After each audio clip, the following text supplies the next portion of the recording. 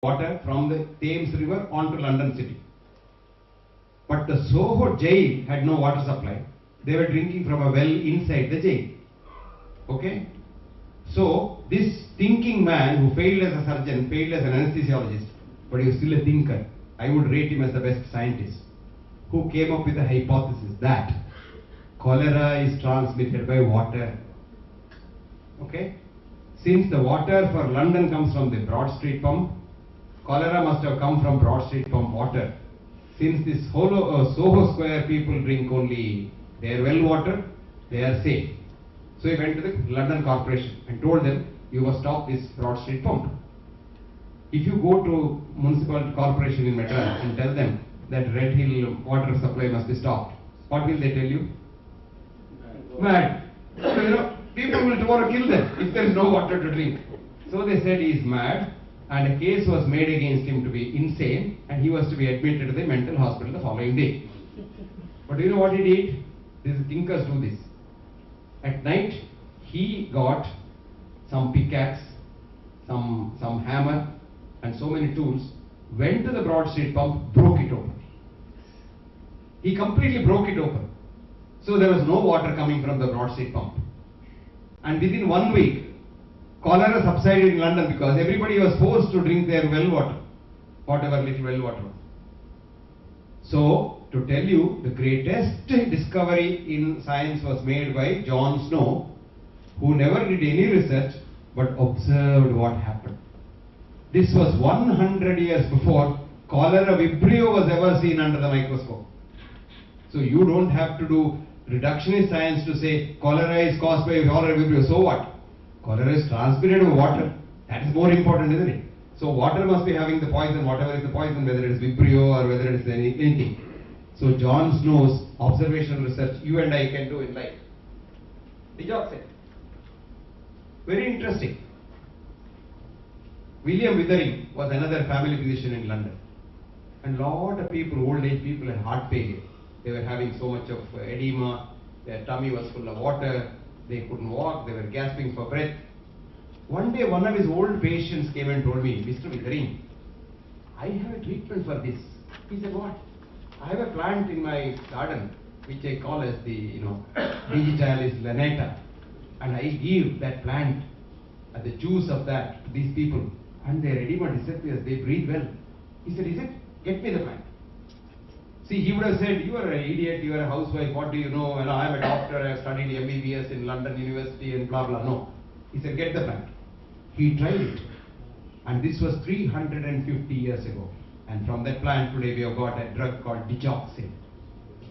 Now this is a very good drug. But would you believe, 350 years of research, we don't know what digoxin does and how digoxin kills, if it kills, and why the digoxin therapeutic and toxic dose is so narrow. We have now a group of workers working in the last 100 years called DIG Investigation Group. Digoxin Investigation Group. Each 10 years it comes up with the opposite conclusion. Once they said every heart failure must be given digoxin. Next time they said no, only heart failures with sinus rhythm should not be given digoxin. Heart failure with arrhythmias only must be given digoxin. This continues, which I am trying to tell you that reductionist science in 100 years did not progress further than the observational science did in 2 days. William Withering changed the fate of heart failure patients with the decoction of digitalis lanata in 1 day. With our new science, for now 350 years, we don't know. Now quinine, I think I told you last time. A beautiful tree in Peru, bark, juice, decoction, malaria gone. Now quinine even today is the best drug against malaria. But even today we don't know how quinine kills a lot of people because of its cardiac toxicity. Very interesting, isn't it? Now same thing with aspirin. Around the same time in the 15th century, Europe had the willow bark, fever went, malaria didn't go, people died still. And this was acetate salicylic acid, aspirin. And we have been giving aspirin left, right and center to everybody. And I have been writing, don't take a medicine, even if it is aspirin, if you don't have a disease. And now, the latest aspirin audit says, taking 50 milligrams of aspirin to prevent a heart attack has killed more people of a stroke. Can you believe that? So our research is nothing. We have had aspirin for again 315 years and we don't know what dose aspirin for what. Penicillin. Penicillin came with a bang and everybody said everything gone. Today we are drowned in penicillin resistant organisms which are threatening to kill you, me and everybody. MRSA, VRSA, you name it. There are 500 molecules of antibiotics and there are germs which say tata to all of them and thrive very well. They are called super bugs. And the treatment today is go back to nature. Have you seen your buffalo in the village? Buffalo has a large scar. What does it do? Nothing. Lick. I mean, it can't lick at the back. Flies come and sit on it. And flies leave their larvae there. The maggots. So beautiful healing.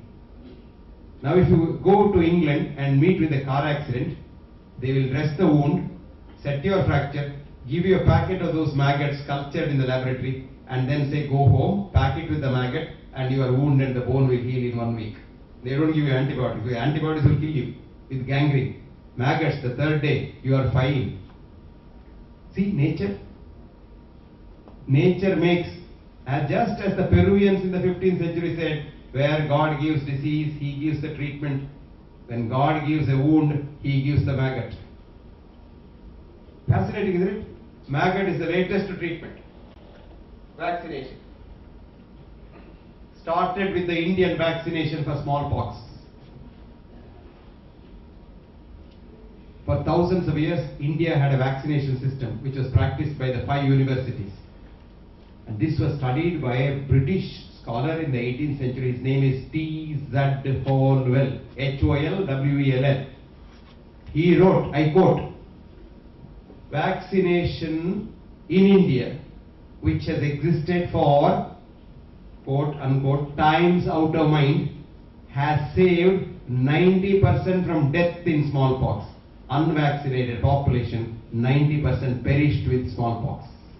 I observed this in the Bengal for 20 years with prospective observations of thousands of people. And President and members, please recommend to the King that this Indian vaccination should be made compulsory for the whole population. What do you read in your textbook? Edward Jenner did vaccination. Bullshit. Edward Jenner tried cowpox. And today, genetically, cowpox is not smallpox at all, and there is no cross resistance from cowpox to smallpox. So it's the Indian vaccination system which did it. Observational research. Now I want you to be good observers and good researchers. Next slide. Prerequisites of a good researcher. I want to make each one of you a good researcher.